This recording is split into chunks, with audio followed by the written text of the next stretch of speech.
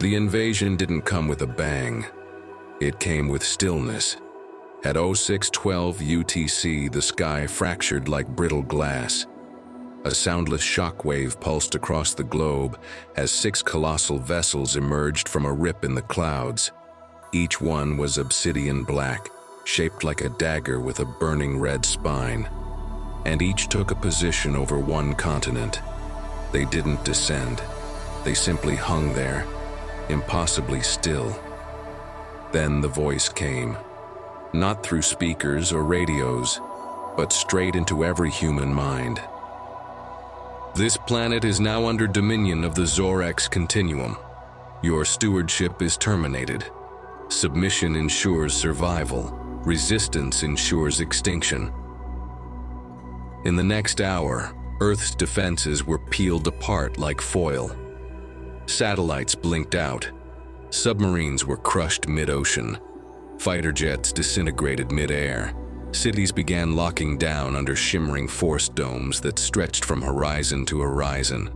There were no demands, no war. It was already over. By nightfall, Earth had gone silent. Power grids shorted in synchronized bursts. Internet blacked out. Cell towers sparked and died. Satellites drifted uselessly in orbit. Every major military system was disabled within hours. The world didn't fall into chaos. It was stunned. Cities were encased in shimmering containment fields. No one got in or out. Anyone who resisted vanished into the air with a flash of blue light. There were no alien patrols in the streets, no mass bombings. The Zorex didn't want to destroy Earth. They wanted to own it. Some said humanity was finished, but in abandoned subway tunnels, frozen mountain bunkers, and the catacombs beneath ancient cities, something began to stir. The whispers spread. They don't bleed, but they break. Deep beneath the ice in Iceland's lava tubes, flickering lanterns revealed the last hope of Earth.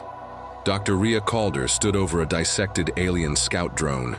Its body pulsed faintly with green light, tendrils twitching like nerves. She traced a finger along its central spine, half metal, half something else. Organic alloy, she murmured. These things, they're grown. Around her stood a team of 12, ex-military, rogue scientists, refugees, the forgotten and the furious. Together they called themselves Ember, Earth's last line of resistance. "We've mapped the neural patterns," said Calder, turning to a nearby holographic display. "We know how they think, and now we know how to make them suffer." They didn't need an army, just a spark. Operation Ashfall was born that night, the first plan to fight back, and it started with stealing a Zorex core.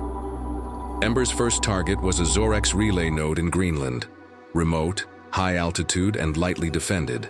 Rhea's team arrived under cover of auroras, camouflaged in repurposed thermal cloaks.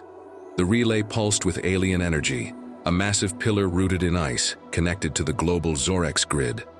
Guarding it were 2 biomechanical sentinels, each twice the size of a human, with 3 legs and a glowing sensor array. Ember deployed jammers and sent a drone disguised as fallen debris. The moment the sentinels moved to investigate, a strike team slipped through the snow, slicing cables and injecting a virus into the base. The core pulsed erratically. Blue lightning cracked through the sky. "Pull it now!" Rhea shouted. They ripped the glowing Zorex core from the node as the structure began to implode, racing back to their skimmer as the entire relay detonated behind them. Earth had just drawn first blood. The Zorex responded swiftly. Dozens of relay towers across the globe lit up in warning red. For the first time since the invasion, their drones entered the streets again, scanning, hunting, vaporizing anything suspicious. Civilians were gathered for reintegration. More domes were deployed. And in the remains of destroyed cities, tall obelisks began to rise. Transmission beacons broadcasting silent energy pulses through the air. This wasn't just occupation, Rhea said, watching a beacon from a satellite feed. They're terraforming, changing the air, the ground, us. Ember was no longer just a resistance. They were fighting for the survival of the human species itself. The stolen core gave Ember its edge. Calder's team hacked into the alien power matrix, converting the energy into EMP bursts capable of disabling Zorex drones, temporarily. With this new weapon, Operation Ashfall began. Sabotage missions, drone ambushes, and underground broadcasts urging resistance. Cities still locked under domes now echoed with whispered slogans. Ember burns. Earth fights back. For the first time in a year, hope sparked across continents. A signal reached Ember from beneath Paris, pirates of the data underworld. Led by a masked AI-augmented rogue called Hex, these urban hackers had been silently tapping into Zorex transmissions since day one. "We can hear them," Hex said. "They're not gods. They're afraid." The Zorex feared something buried on Earth, something they hadn't yet found. Using the hacked core, Ember detected a strange repeating signal from under Olympus Mons on Mars. Zorex tech buried long before the invasion. Pre-invasion markers, Hex confirmed. They were here centuries ago. The Zorex hadn't just conquered Earth. They'd seeded it long ago and were now harvesting what they planted. Whatever it was, it had awakened. Ember intercepted an ancient NASA probe near the far side of the moon, recently reactivated by a Zorex scan. Inside its data was something chilling. A video from 1974 showing a humanoid Zorex being dissected in secret. "They've been here longer than we thought," Calder whispered. "And maybe humanity had killed one before." Across continents, Ember cells multiplied. Civilians became spies. Scientists built makeshift EMP cannons. Ex-soldiers trained teenagers to sabotage domes. A unified front formed beneath the surface. From South Africa to Siberia, humans whispered a new name: the Ember War. It wasn't about winning anymore. It was about taking back home. A group of children in rural Brazil cracked the pulse language used by Zorex sentinels. "They're using mathematical harmonics," one said, tapping into a signal with a hand-built receiver. With this breakthrough, Ember could now mimic Zorex communications and trick their drones. Humanity had found a new weapon: deception. In Berlin, a coordinated strike took down one of the energy domes. Ember planted synchronized overloads on the dome's structural pylons. At 300 hours, the sky lit up and the dome shattered like glass. The city erupted. People poured from basements, cheering. For the first time in a year, a city was free. The Zorex leader arrived, the architect, a towering, faceless being with a shimmering cloak of energy. It spoke through dreams, infecting minds with fear, whispering, "You were always ours." But Calder resisted. She injected herself with neuroblockers. She saw the architect for what it was, not a god, but a parasite. They knew the Zorex would retaliate hard after Berlin fell. So Ember set a trap. Rhea Calder authorized the mission. Deploy a false signal mimicking a fractured architect transmission, and lure in a collector-class vessel. It worked. Over the Siberian taiga, the alien ship arrived, scanning wildly for the corrupted data stream.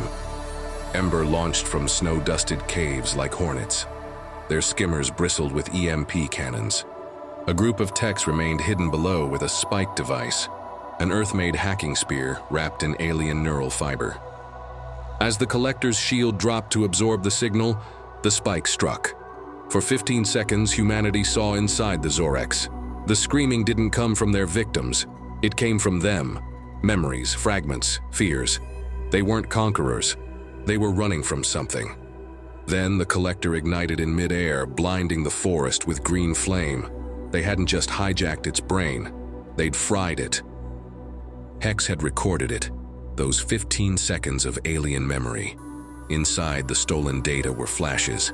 A dying star, a black tower wrapped in chains, and a being the Zorex called the Unseen.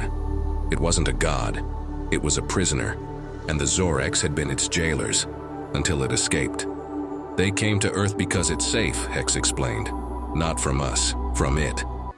Ember's mission had shifted again. It wasn't just about reclaiming Earth.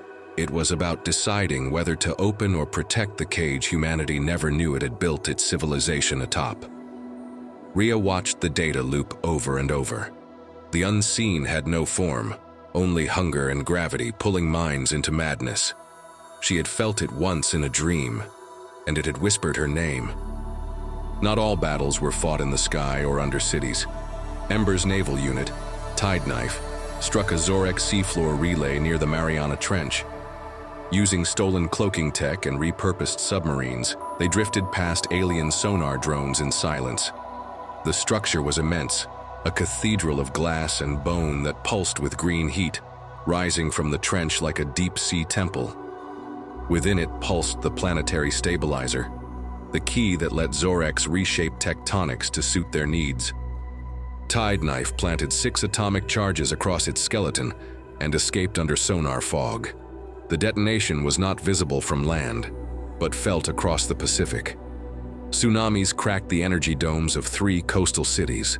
Zorex Earth modifiers shut down worldwide. And deep below, the last transmission from the lead sub read only, "Neptune bleeds." For a week, the Zorex went silent. No retaliation, no attacks, no messages. The world waited. Then came the miracles. Domes flickered off. Drones vanished. Zorex structures powered down. People emerged into open air for the first time in over a year, staring at blue skies with cautious awe. Children ran in grass again. Birds returned. A generation born in fear saw the sun for the first time. But Rhea knew better. They didn't stop, they're resetting, testing our response. It was a psychological maneuver, an illusion of freedom to gauge resistance, to root out the leaders. Ember ordered immediate dispersal. Most obeyed, some didn't. Within 48 hours, 20 rebel outposts were wiped out in precision strikes. Those who celebrated were gone. Freedom had a leash. The architect grew desperate. In orbit, a hidden Zorex ship, the Leviathan, activated. Larger than any vessel seen before, it pulsed with dark matter energy and released skyfall probes, burning streaks that embedded themselves deep in Earth's crust. Wherever they landed, gravity fractured, time bent, people vanished. It was a final gambit. Destabilize the planet if the rebellion couldn't be contained. Ember made a decision. Leviathan had to fall. Ember launched their most daring assault yet, an orbital infiltration. Using a captured Zorex scout ship, Calder's infiltration team boarded the Leviathan under a cloaked ID signature. The interior was nothing like Earth's designs. Vast, circular corridors of pulsing biomass and anti-gravity walkways, illuminated by whispering tendrils of light. They moved quickly. Calder, Hex, and ex-commando Jane targeted the central grav core, while a second team hacked the AI nest responsible for Leviathan's automated defense systems. But the ship wasn't just alive, it knew them. As they advanced, the walls changed. Memories surfaced in the architecture. Hallways twisted into places from their pasts. Calder saw her childhood home filled with blood. Hex faced a burning version of their old lab. The ship was a mirror, and it was trying to break them. But they pushed forward, planting charges in the ship's neural spine. As alarms began to rise, Calder spoke one word into the comms. "Ashfall now." The explosion ripped through Leviathan's core with silence. Because in space, even the death of a god ship is quiet. The charges detonated in sequence, sending fire through the living circuits. Outside, from Earth's surface, people looked up as a new star appeared in the sky, blinking, growing, then disintegrating into a shower of burning debris. But victory came at a price. Jane never made it back. And Calder, she barely escaped, hurling herself into an evac pod seconds before the ship tore apart. She landed somewhere in Mongolia, alone, broken, her body wrecked from zero-G trauma. But she was alive, and Leviathan was gone. The tide had turned. Ember's victory became a rallying cry. From bunkers in Ukraine to hidden labs in Kenya, resistance cells began acting on their own. They built weapons, planted beacons, sabotaged terraforming sites. Even non-combatants began refusing compliance, slowing production, hiding targets. refusing to speak in languages the Zorex could parse. The resistance had become a movement. People painted flames on walls, broadcast old songs, whispered Rhea Calder's name like a myth. The Zorex responded with mass erasures. Entire neighborhoods blinked out of existence, but for everyone lost, 2 more rose. It wasn't just war anymore, it was rebellion. The architect broke its silence. From low orbit, it broadcast directly into human consciousness. Not words, but images. Visions of Earth cracked open, oceans boiling, stars collapsing. You will not reclaim what was never yours. Calder, still recovering, fought off the intrusion with a neural firewall.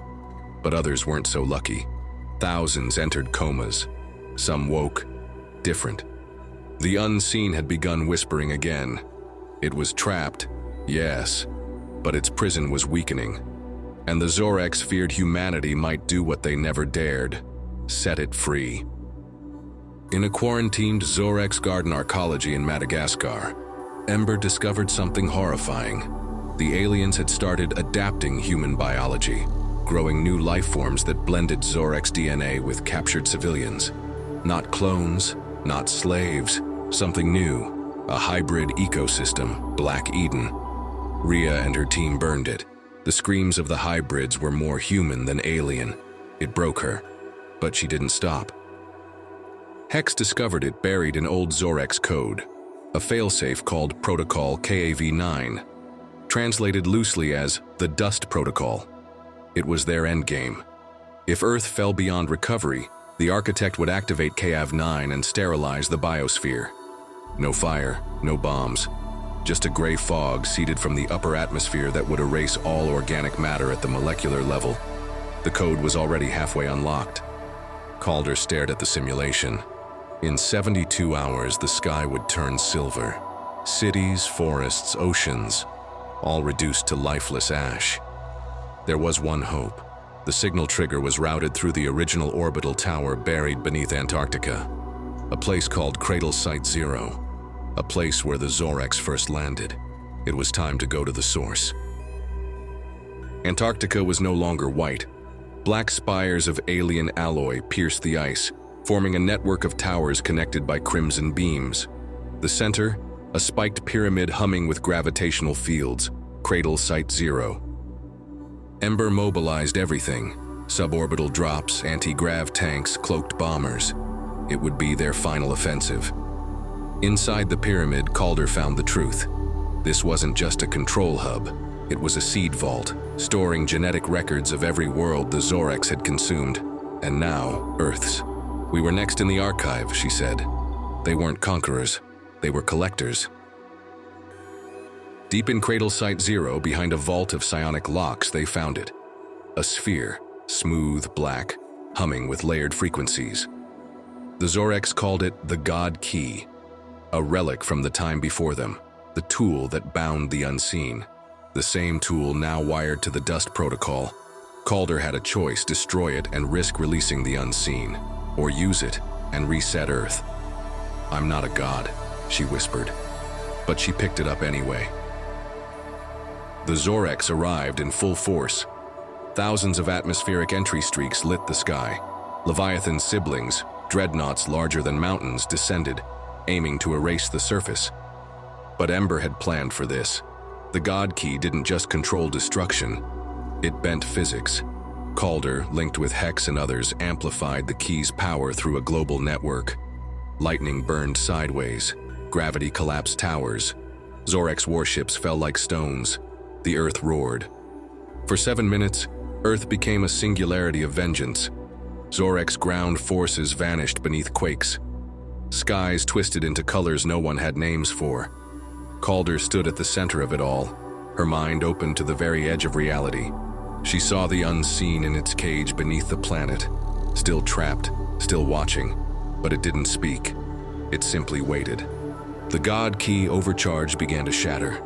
She had seconds to decide: end the Zorex forever or seal the planet again and leave the unseen behind. She chose Earth and let the Zorex burn. When the light faded, the world was quiet. Zorex signals stopped.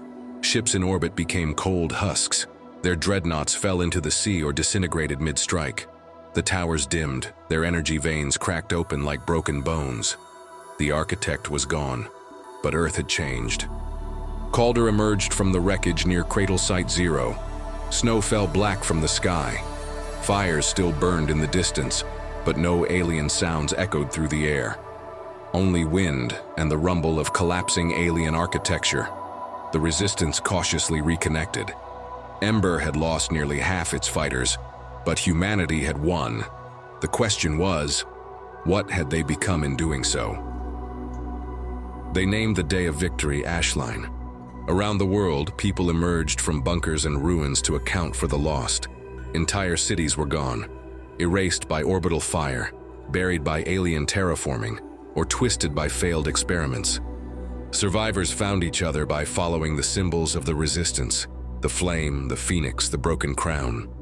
Calder walked through what was once Berlin. A forest had begun to grow over the wreckage. Children played where alien tanks once stood. "Rebuilding," she whispered. But beneath the ash, bones still told their story. They found one alive. A Zorex technician buried beneath a collapsed dome near Madagascar. Wounded, delirious, and alone. It didn't fight, didn't speak, just stared at the humans tending its wounds. Hex insisted they keep it alive, not for vengeance, but understanding. The last of a race that had spanned galaxies. A refugee from a war none of them had started. "What were you running from?" Hex asked it.